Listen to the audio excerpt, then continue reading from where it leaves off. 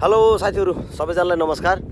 आज चाहिँ म विशेष गरी जापान र कोरियामा यो मौसममा फुल्ने साकुरा फुल, नेपालतिर चाहिँ पयौँ भन्छन्, यहाँ चाहिँ साकुरा भन्छन् है, फुल देखाउन गइरहेको छु।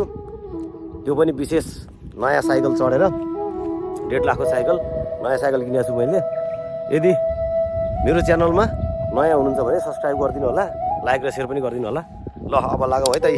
साइकल चाहिँ मेरो यस्तो छ। यो चाहिँ मैले भर्खर किनेको साइकल हो है। नेपाली 1.5 लाख, या कोरियन लगभग 15 लाख भनौँ। यो चढेर चाहिँ आज तपाईँहरूलाई म विशेष साकुरा फुल देखाउन जाँदैछु है त। ल लागौँ बाटो।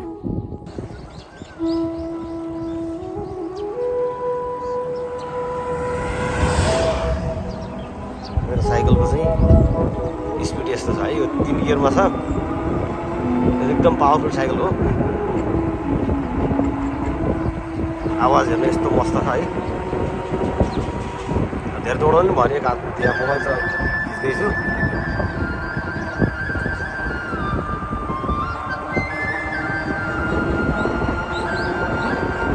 यो चाहिँ 3 गियरमा है, 5 गियरमा चाहिँ लगभग 45-50सम्म स्पिड जान्छ। 3 गियरमा हो। यो चाहिँ हामी सधैँ हिँड्ने बाटो।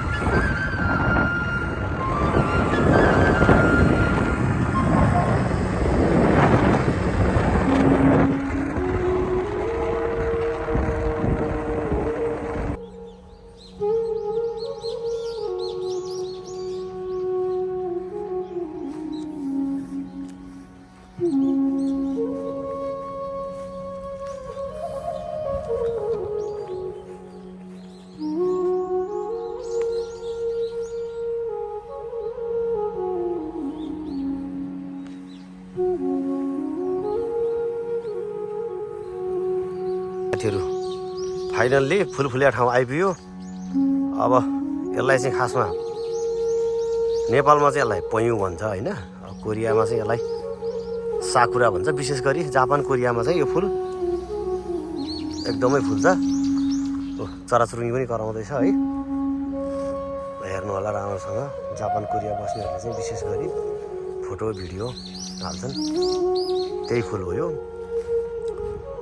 यो लगभग अब 1 हप्तापछि झर्न थालिहाल्छ। यो चाहिँ एकदमै ठिक छ। ल ए हाम्रो साथीहरू यहाँ घुमघाम गर्दैछन् साइकल लिएर।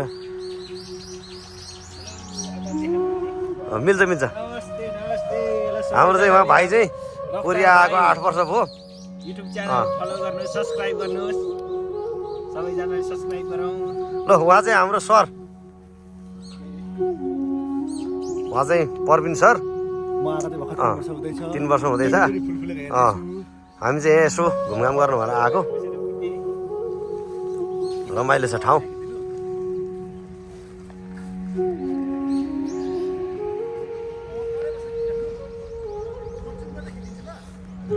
रातो फुल पनि फुलिरहेको छ।